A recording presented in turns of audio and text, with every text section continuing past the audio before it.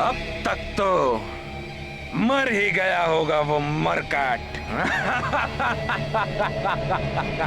हनुमान, मुझ महानतम वाली ने तुझे परास्त कर ही दिया।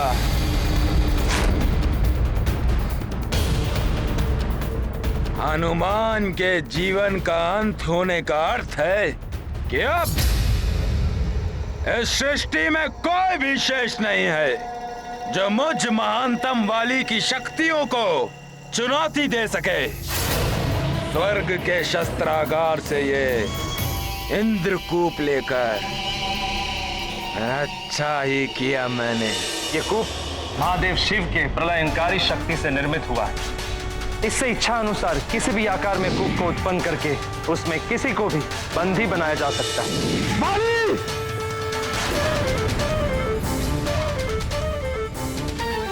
इंद्रकूप को बिना अनुमति के लाकर तुमने बहुत बड़ा अपराध किया है, और उससे भी बड़ा अपराध किया उसका दुरुपयोग करके।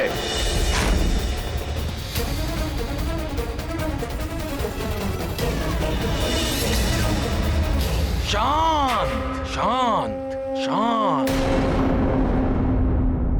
देवराज,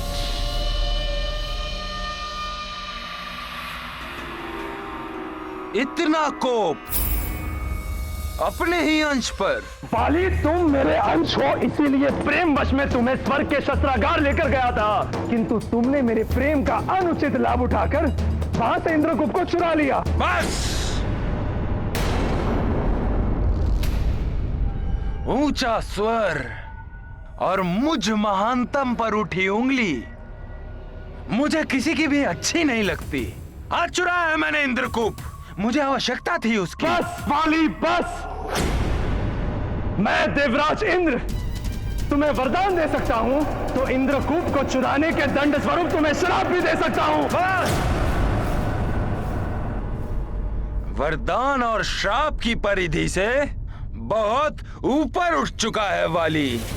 अब आपको भी यह समझ लेना चाहिए कि वरदान प्राप्त कर कर सत्य में वाली महानतम बन चुका है। अब आपकी शक्तियां भी क्षीण हो जाएंगी मेरे समक्ष। बाली, अहंकार ने तुम्हें अंधा कर दिया है। नेत्र तो आपके नहीं देख पा रहे हैं। यदि मैं चाहूं तो स्वर्ग से भी आपका सिंहासन छीन सकता हूं, परंतु मैं ऐसा नहीं करूंगा। उपकार किया है आपने मुझ पर। मेरा शत्रु था हनुमान, जिससे मेरे जीवन को संकट था, परंतु अब तक तो उसका भी अंत हो चुका होगा। इसे तो ज्ञात ही नहीं है कि हनुमान का जीवन बच गया है। अच्छा है, अन्यथा फिर न जाने ये क्या अनर्थ करने चल देता। किंतु तब तक मुझे इस समस्या का कोई ना कोई समाधान तो ढूंढना ही होगा। मुझे ऐसा वरदान दीजिए देवराज, जो भी शत्रु मेरे समक्ष युद्ध की मनसा से आए, उसकी आधी शक्ति मुझ में समा जाए, उसका आधा बल मुझे प्राप्त हो जाए। तथास्तु, तथास्तु, तथास्तु।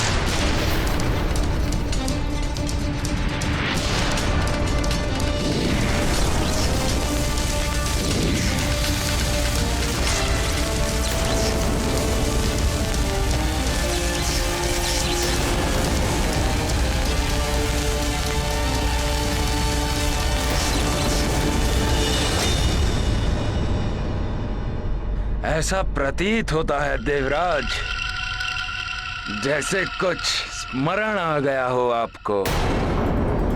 बाली, शक्तियां भी अपनी सीमा में अच्छी लगती हैं। झील का जल भी जब अपना बंध तोड़ देता है तो झील भी सूख जाती है।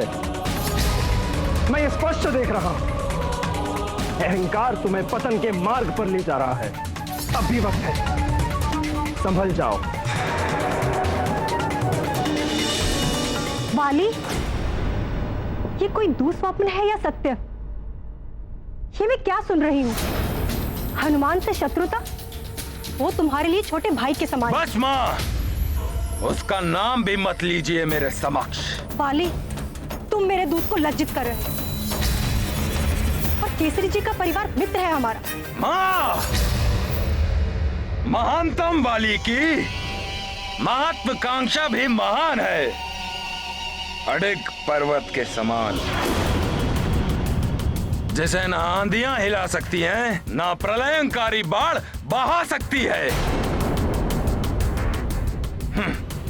मैंने अपने पिताश्री को ही बंदी गृह में डाल दिया तो फिर हनुमान और काका केसरी ये तो छोटी मोटी नदियां हैं मुझ महानतम पर्वत के लिए। तुम भूल रहे हो बाली, छोटी छोटी नदियां ही निरंतर बहाव से बड़े बड़े पर्वतों को धराशायी कर देती हैं। इसीलिए माँ, मैंने इन छोटी मोटी नदियों को सुखा दिया। सुग्रीव भी ऐसी ही नदी बनते जा रहा था। सुग्रीव, तुम कहना क्या चाहते हो बाली? वो हनुमान को बचाने का प्रयास कर रहा था।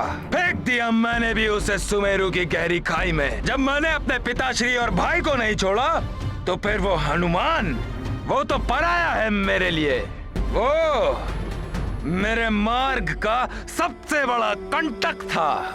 हटा दिया मैंने उसे भी अपने मार्ग से, और अब तक तो उसका जीवन समाप्त हो गया होगा। क्या तुमने सुग्रीव और हनुमान दोनों को? हाँ, हो सकता है कि सुग्रीव घायल होकर बच गया हो, परंतु स्मरण रहे माँ, आपको मुझ महानतम वाली और मेरा विरोध करने वाले उस वीरू सुग्रीव, दोनों में से किसी एक को चुनना होगा।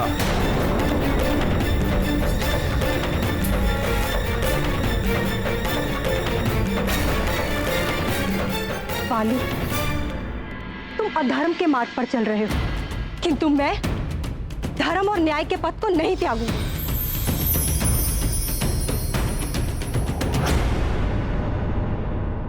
हे देवी माँ, मेरे पुत्र ने भी मेरे साथ आपका व्रत रखा कि जीवन की रक्षा करना। हे देवी माता, हनुमान को इस घोर संकट से बचाइए, उसके जीवन की रक्षा कीजिए माता।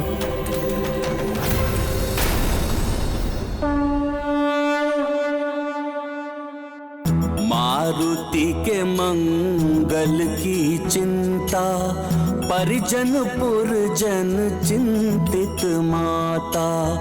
पाई प्रसाद परम अकुलानी, हनुमत को दय गद गद वाणी।